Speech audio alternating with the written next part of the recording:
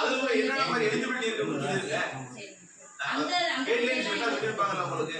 அந்த டீச்சர் வந்து ஏற்கனவே கணக்கு எடுத்துட்டாங்க. அதே மாதிரி லிஸ்டும் அவங்களே வச்சிருக்காங்க. ஆமா எடுத்தது. அந்த நம்ம கைமணத்துக்கு வந்துக்கல ரணிங்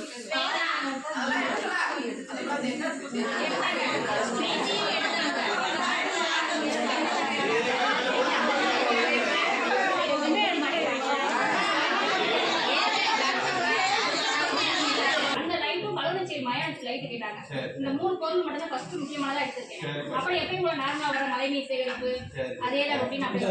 தாமிரபரணி வந்து நம்ம ஊருக்கு வந்து இருக்கா இல்ல இல்லையா?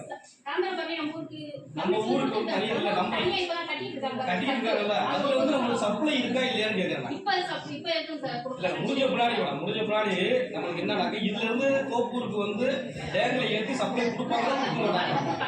நான் கேட்டதுக்கு இது வரைக்கும் இல்லை அப்படின்னு சொல்லி சொன்னாங்க.